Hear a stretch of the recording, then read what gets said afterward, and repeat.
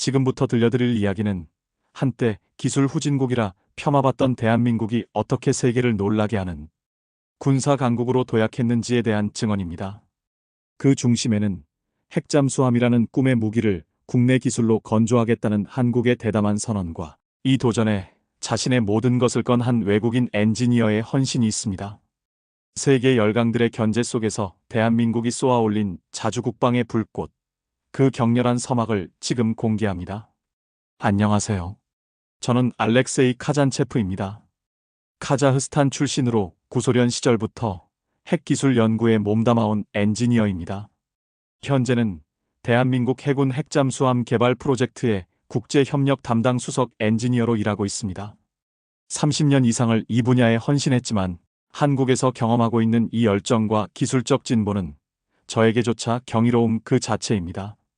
제가 처음 한국 정부의 핵잠수함 국내 건조 계획을 들었을 때 솔직히 믿기 어려웠습니다. 핵잠수함은 단순한 무기가 아닙니다. 그것은 한 나라의 기술력, 자본력, 그리고 국제적 신뢰가 집약된 자주국방의 심장입니다. 특히 그 핵심인 원자로와 핵연료는 핵확산 금지 조약 NPT라는 핵의 벽에 가로막혀 핵 보유 5개국 외에는 접근조차 할 수 없는 금단의 영역이었습니다. 하지만 한국은 달랐습니다. 그들은 이미 30년이 넘는 세월 동안 치밀하게 기술을 축적해왔습니다. 특히 BANDI-60으로 알려진 소형 원자로 기술은 그들의 오랜 노력과 의지를 상징합니다. 저에게 한국은 단순히 기술을 사는 나라가 아니라 기술을 완성하려는 나라로 보였습니다. 제가 한국 프로젝트에 합류하기로 결심한 결정적인 이유였습니다.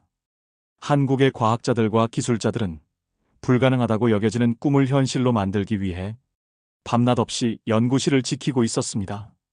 그들의 눈빛에는 자주국방이라는 확고한 목표가 빛나고 있었습니다. 이 상황 소개와 배경 설정.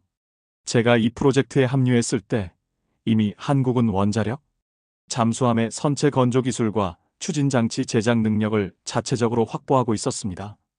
이는 단순히 배를 만드는 것을 넘어 해수 압력을 견디는 특수강 제작 기술, 고도로 복잡한 소음, 저감 기술 등 최첨단 공학의 집약체입니다. 하지만 문제는 역시 핵연료였습니다. 핵잠수함은 장기간 잠항을 위해 고농축 우라늄 HEU이 필요하지만 이는 핵무기로 전용될 수 있어 국제사회의 엄격한 통제를 받습니다. 한국은 비확산 원칙을 준수하며 원잠의 심장부인 원자로만 국내에서 만들고 거기에 맞는 저농축 우라늄 헤리우 기반의 핵연료를 미국으로부터 공급받으려 했습니다. 핵심은 국내 건조였습니다. 미국의 승인을 받아 미국 조선소에서 건조하는 방안이 유력했지만 한국은 이를 거부하고 우리가 건조한다고 당당히 선언했습니다. 이는 단순한 자존심 문제가 아니었습니다. 자국의 안보를 타국의 손에 맡기지 않겠다는 자주국방의 강력한 의지였습니다. 한국이 30년 넘게 해온 연구와 기술, 축적, 그리고 조선 강국으로서의 독보적인 역량이 있었기에 가능한 선언이었습니다. 저 알렉세이는 이들의 기술적 배경을 누구보다 잘 알기에 이 선언이 헛된 외침이 아닌 실현 가능한 비전임을 확신했습니다. 한국은 이미 세계 최고 수준의 원자력 기술을 보유하고 있으며 원자로 기술 역시 군사용으로의 전용 가능성을 최소화하는 방향으로 연구해왔습니다. 3. 갈등 핵의 벽과 의심의 시선. 한국의 자체 건조 및 연료 공급 요청 선언은 당연하게도 주변국, 특히 일본 언론과 누리꾼들을 자극했습니다.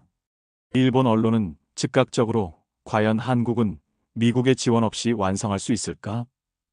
가장 큰 장벽은 우라늄이라며 한국의 계획을 폄하하기 시작했습니다. 온라인상의 반응은 더욱 노골적이었습니다. 우주 강국이 된다는 것과 동급의 판타지, 연료 공급을 못 받으면 만들어도 아무 의미 없다. 저 나라는 잠수함 필요 없는데. 일본을 위해 보유하는 것 등 한국의 도전을 깎아내리고 폄하하는 내용이 주를 이루었습니다. 이런 반응을 접했을 때 저는 깊은 갈등과 분노를 느꼈습니다. 구소련 붕괴 후 제 모국인 카자흐스탄을 비롯한 많은 국가가 핵기술력을 가졌음에도 불구하고 국제적 압력과 기술적 종속의 문제로 그 잠재력을 온전히 발휘하지 못했습니다. 저는 그 당시 강대국에게 기술을 의존해야 하는 약소국의 비애를 뼈저리게 경험했습니다. 일본의 반응은 마치 과거 강대국들이 약소국의 자주적 시도를 짓밟으려 했던 그 오만한 시선과 같았습니다. 그들은 한국의 기술력을 인정하려 하지 않았고 핵확산 금지라는 국제 질서를 방패 삼아 한국의 자주국방 의지를 꺾으려 했습니다. 저는 한국 팀원들을 보며 다짐했습니다. 이들에게는 제가 과거에 겪었던 기술 종속의 공포를 물려줄 수 없다. 한국은 더 이상 그런 나라가 아닙니다. 그들의 폄하와 의심은 한국의 기술력이 그들의 예상을 훨씬 뛰어넘는 수준에 이르렀다는 방증일 뿐입니다. 저의 임무는 이 모든 회의론을 기술적 성과로 침묵시키는 것이었습니다. 4. 문제 발생 미국의 조건과 위기. 프로젝트가 순항하는 듯 보였을 때 저희는 예상치 못한 정치적 파고에 직면했습니다. 트럼프 정부의 잠정 승인이 있었지만 곧 정권이 바뀌면서 미국의 입장이 미묘하게 변하기 시작했습니다. 미국 의회와 일부 행정부 관료들은 한국 국내 건조는 미국 조선업에 대한 투자, 약속 위반이라며 강한 압박을 가해왔습니다. 핵연료 공급 협상은 답보 상태에 빠졌고 심지어 한국산 제품에 대한 관세 인상 가능성까지 거론되며 프로젝트 전체에 먹구름이 드리워졌습니다. 당시 분위기는 최악이었습니다. 한국 언론에서도 돈 낭비와 신용 실추만 남을 것이라며 비관적인 보도가 나오기 시작했습니다. 저희 연구팀은 매일같이 미국의 새로운 요구사항과 압박 문서를 분석하며 머리를 싸냈습니다. 특히 미국 측은 핵연료의 전용 우려를 지속적으로 제기하며 한국 내에서의 연료 도입을 절대 허용하지 않을 태세였습니다. 한국의 순수한 자주국방 의지가 거대한 국제정치와 경제 논리 앞에서 흔들리는 순간이었습니다. 하지만 저는 좌절하지 않았습니다. 저는 한국 팀원들의 눈에서 굴복하지 않겠다는 강한 의지를 보았습니다. 그들은 압박이 거세질수록 더욱 연구에 몰두했습니다. 핵연료를 주지 않으면 우리가 더 적은 연료로 더 오래 자망할 수 있는 방법을 찾겠다는 기술적 오기가 팀을 지탱했습니다. 이 위기는 우리에게 진정한 자주국방의 의미를 되새기게 했습니다. 타인의 손에 생사를 맡길 수 없다는 절박함이 역설적으로 우리를 더욱 강하게 만들었습니다. 우리는 미국의 핵연료 종속 프레임을 벗어날 혁신적인 돌파구를 찾아야만 했습니다. 5.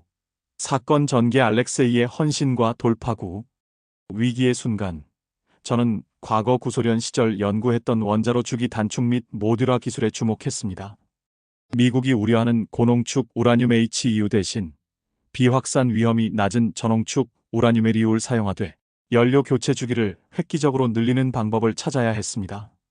일본 누리꾼들이 저농도 우라늄은 10년마다 선체를 잘라 교체해야 한다며 비웃었지만 저희는 그들의 예측을 뒤엎을 기술을 개발하고 있었습니다. 저와 한국의 수석 연구원들은 72시간 연속으로 연구실에서 숙식을 해결하며 설계도를 붙잡았습니다.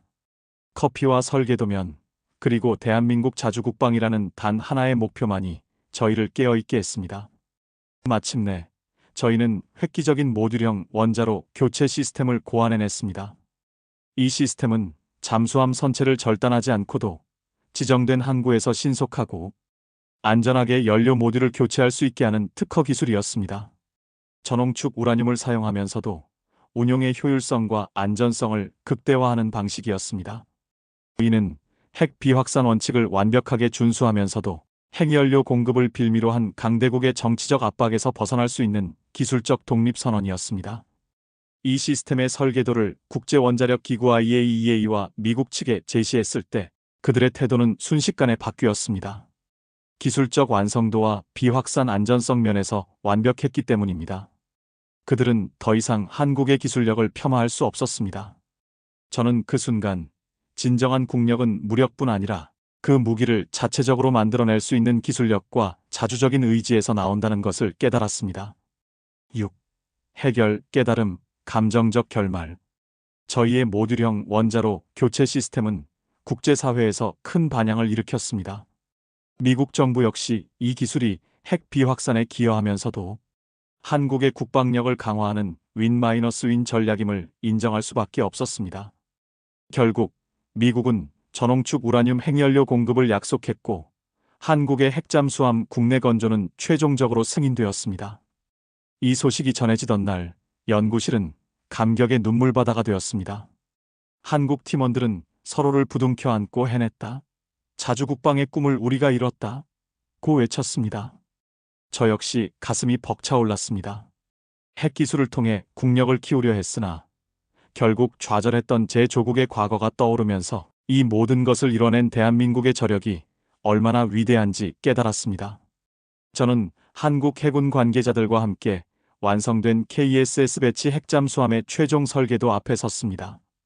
그 웅장한 도면을 보며 저는 깊은 깨달음을 얻었습니다. 한국은 더 이상 기술을 구걸하던 나라가 아니다.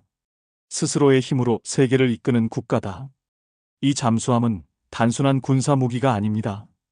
그것은 굴하지 않는 한국인의 의지, 끊임없는 기술 혁신, 그리고 자주적인 국방을 향한 열망이 응축된 자유와 평화의 수호자입니다.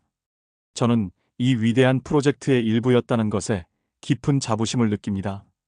대한민국의 기술력은 이제 누구도 무시할 수 없는 세계 최고의 경지에 올랐습니다. 7. 불혹 일본 반응에 대한 통쾌한 반전. 흥미롭게도 한국의 최종 승인 소식에 대한 일본 누리꾼들의 반응은 또다시 극명하게 엇갈렸습니다.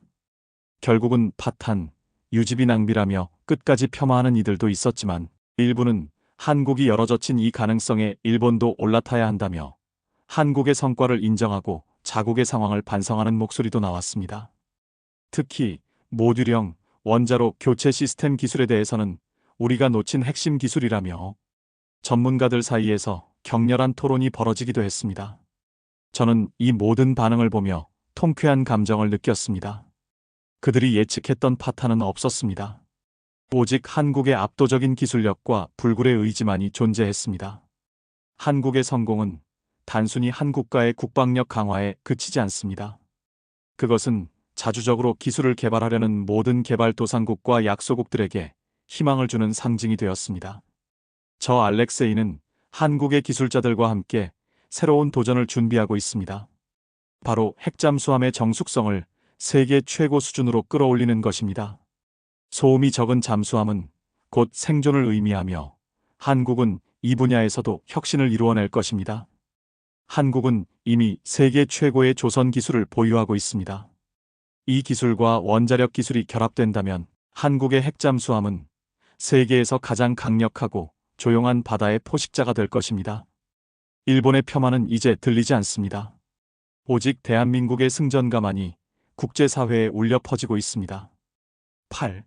결론, 한국의 미래를 향한 희망. 대한민국은 이제 진정한 해양 강국으로 도약하고 있습니다.